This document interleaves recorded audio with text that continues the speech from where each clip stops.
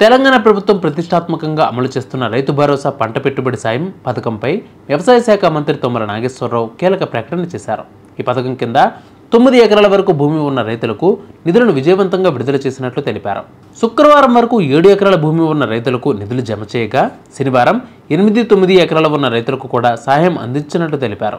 ఇక 8 ఎకరాలు ఉన్న వాళ్ళు 67,352 మంది రైతులకు సంబంధించిన 4.42 లక్షల ఎకరాలకు 265.91 కోట్లు విడుదల చేశామన్నారు.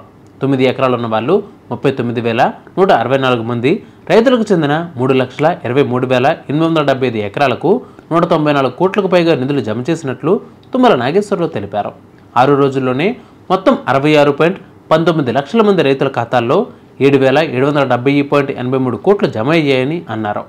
ఔటర్ రింగ్ రోడ్డు లోపల ఉన్న 2.13 లక్షల ఎకరాల భూములలో 93,000 ఎకరాల వరకు రియల్ ఎస్టేట్ వెంచర్లు సాగుకు అనువైనవి కానీ భూములను గుర్తించినటికి సహాయం నిలిపివేసినట్లు మంత్రి తెలిపారు.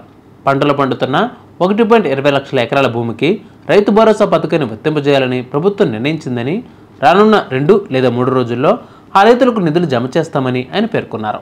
సాగు చేసే భూములకు మాత్రమే రైతు భరోసా అందించాలనే ఉద్దేశంతో ఓఆర్ఆర్ లోపల ఉన్న భూములకు పథకాన్ని వర్తింపజేయడానికి కొంత సమయం పట్టిందని, దీనిని బీఆర్ఎస్ నాయకులు రాజకీయ లబ్ధి కోసం వాడుకోవాలని చూస్తున్నారని మంత్రి తుమ్మల విమర్శించారు. ప్రభుత్వం ఖర్చు చేసే ప్రతి పైసా సద్వినియోగం చేయాలన్నదే మా ఆలోచన అని చెప్పారు.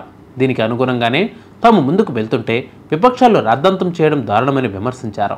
గతంలో బీఆర్ఎస్ ప్రభుత్వం రైతు బంధు కోసం నిధులు ఎప్పుడూ 7,624 కోట్లు దాటలేదని, అయితే తమ ప్రభుత్వం కేవలం 6 రోజుల్లోనే 9 ఎకరాల వరకు రైతు భరోసా కోసం 7,700 కోట్లు విడుదల చేసిందని తుమ్మల వెల్లడించారు.